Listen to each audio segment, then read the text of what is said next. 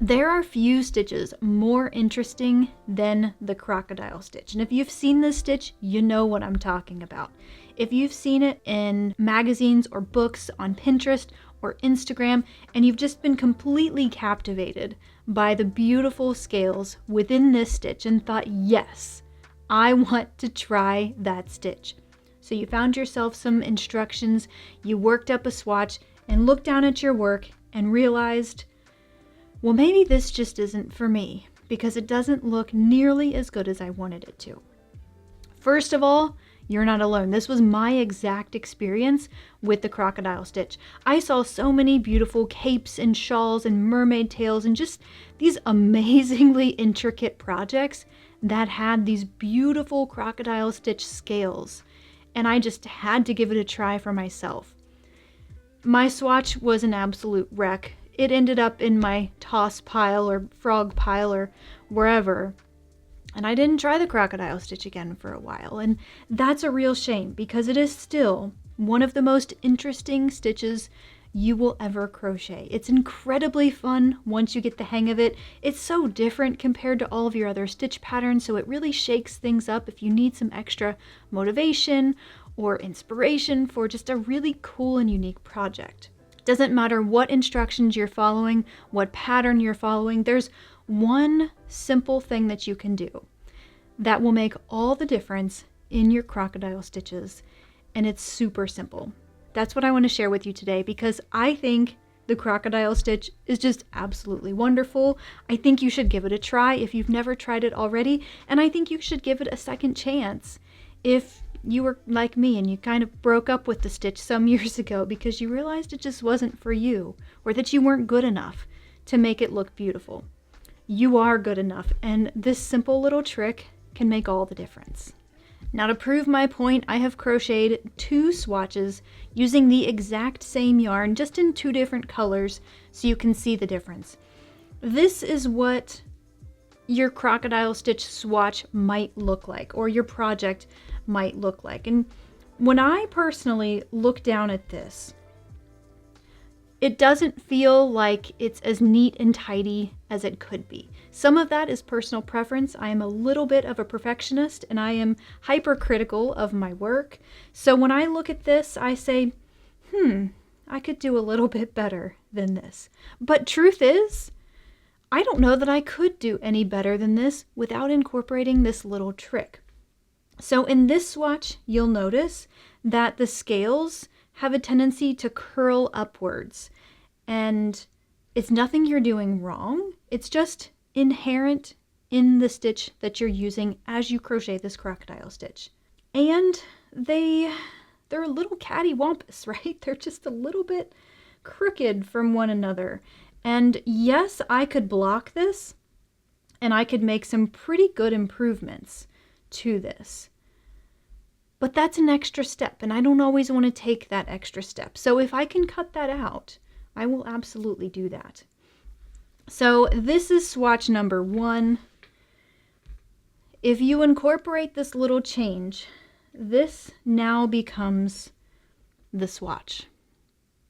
This is the exact same yarn, the exact same person, and the exact same crochet hook worked both of these swatches. The only difference is for some reason I made this one a little bit bigger than that one because I didn't count as I went along. But everything else has stayed completely the same.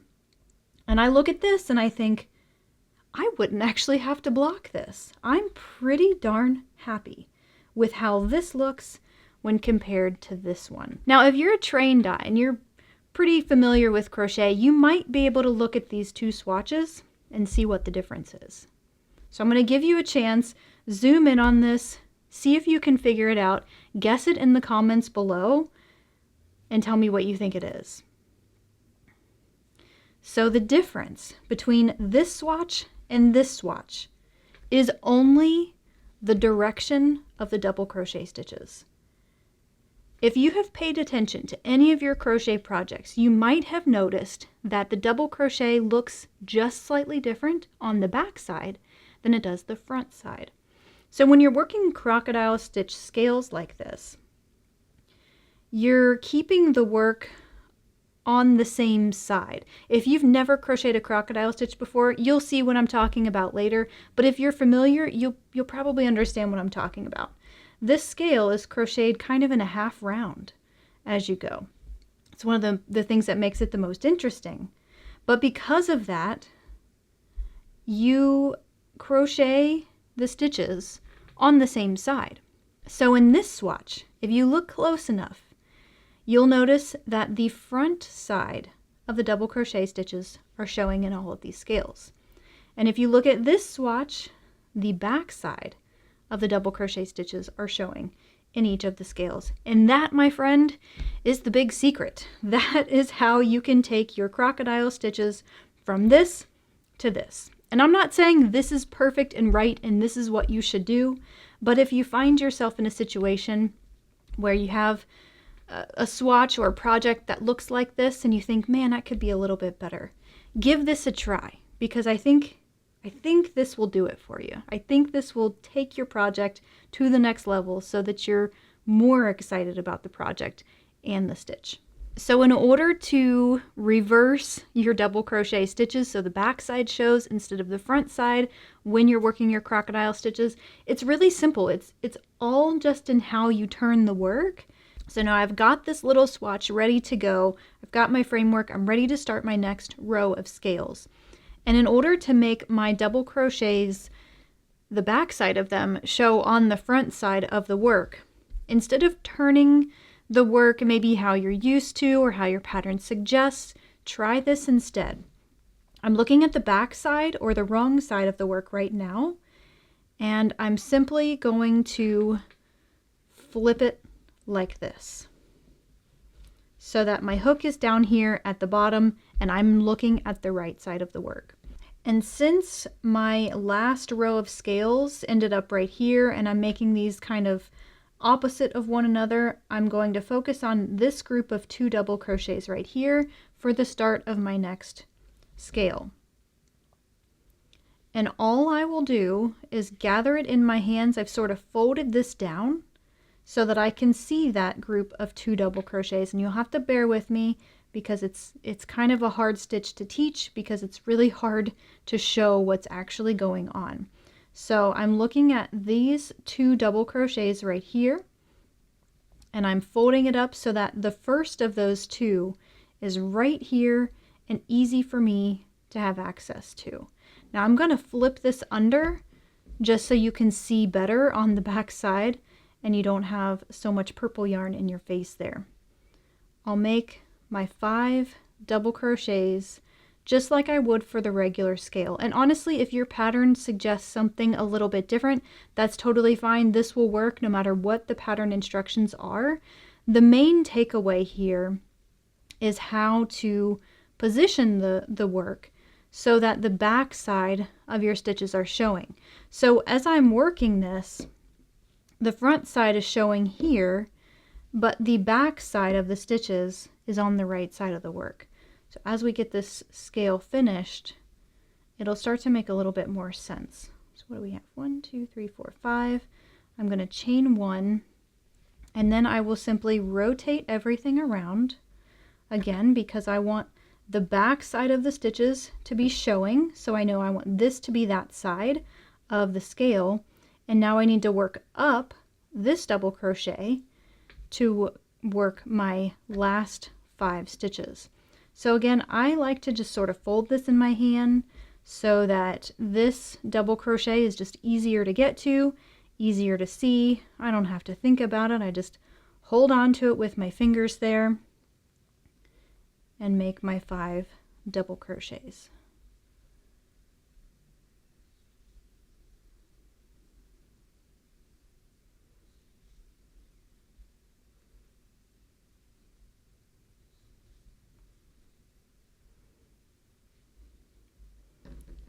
And then you can lay it out and just double check that you've done it correctly. Trust me, it's really easy to let your muscle memory take over. And if you're used to crocheting it a certain way where the front side shows, then it's a hard habit to break. So I had to check myself at several points to make sure I was doing it right. And it just takes a little more thought. Just a little more thinking about how the work has to be positioned in order to get the back side of the scales showing, or the back side of the stitch showing on the front side of the scales. Now, I will preface this by saying this is not generally a beginner-friendly kind of stitch, and I say that lightly because I really believe that a determined beginner can do anything that they want with enough determination and the right instruction. However, for this video in particular, I'm not trying to make this a step-by-step guide on how you crochet the crocodile stitch. If that's something that you need and want and are interested in seeing, let me know that in the comments, and if enough of you bug me about it, I will definitely make that video. But for now, just recognize that this is a little bit more of an advanced tip for somebody who's already familiar with the crocodile stitch. And once I'm certain that this scale is correct, I know I can just keep going with the rest of my pattern. So I always start out the work so that it's laying like this. And take note that I am a right-handed crocheter.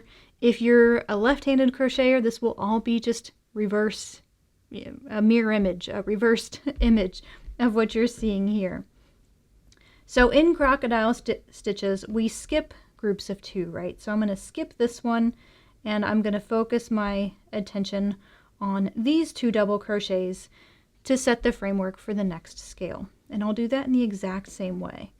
I just get those 2 stitches where I want them to be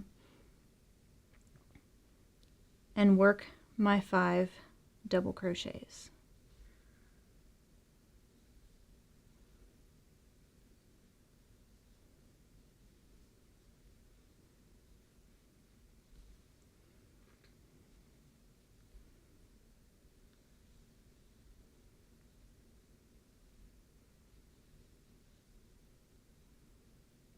Chain 1, swirl it around so that now my hook is at this side of the work, and make my 5 double crochets around the last post.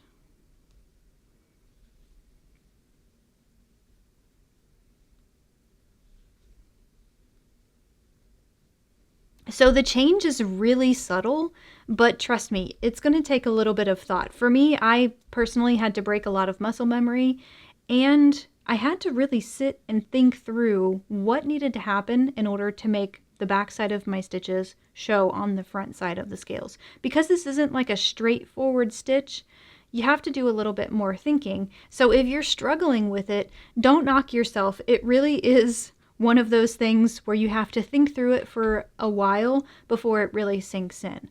So the best way I can think to practice this is by making something that's a little bit practical, right? So instead of crocheting just a swatch to practice this, here's an idea for you.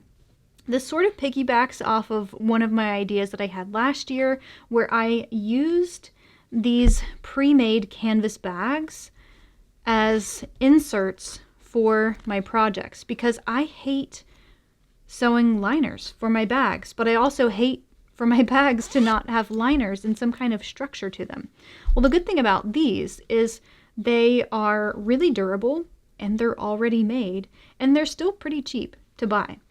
I bought a big set of these, the little zipper pouches, on Amazon for like less than $10, I think. And I still have several of them. They all have different color zippers. I'll link these below if you want to give them a try.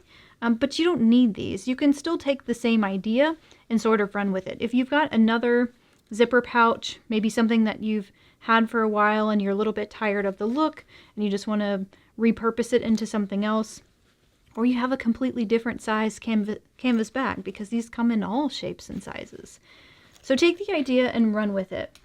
Basically, what I plan to do here is, and I already have one of my swatches complete, is just make a little cover for this little pouch. So I'll have 2 swatches technically, and I'll stitch them together. I'll crochet up some kind of border, and I'll come up with some way to attach this to the bag based on my needs. If you know that you want to remove the bag later, maybe to wash it. Like for instance, if you're going to use this to put makeup in, or pencils or pens or things that might get the insert dirty, then it might be practical for you to have a way to remove this so that you can wash it. So I haven't fully thought through that. However, when this is finished, I will most certainly create a pattern and put it on my website. So stay tuned for that. If you're watching this video well into the future, I'll link the pattern to this little project bag in the description below, as well as where you can buy the insert. The main idea though is to try this little technique and work up a little swatch that you can turn into something useful. So here's what I do have available for you to be able to make those bags or totes or just useful swatches in general. I do have a full step-by-step guide on how to crochet the crocodile stitch with this added little modification. I've got pictures for every single step along the way, so you can follow those instructions. You can come up with a swatch that fits the size that you need for your bag. And you know what? Maybe crocodile stitches aren't your thing, but you really are intrigued by the idea of taking a pre-made bag insert of some kind and adding some really pretty crochet around it so that it's just a fun project for this time of year. Well, check out this video next. I used the same exact zipper pouch and covered it with beautiful granny squares and turned it into a pattern with 2 different size square options, and I've got it all on the website. It's a step-by-step video, and it shows you exactly what you need to know to not only take a zipper pouch and make that exact pouch, but also how you can incorporate the idea into maybe a zipper pouch that you already have that's not the exact same size as the one that I used. So check out that video next. Happy hooking, and I'll see you in the next one.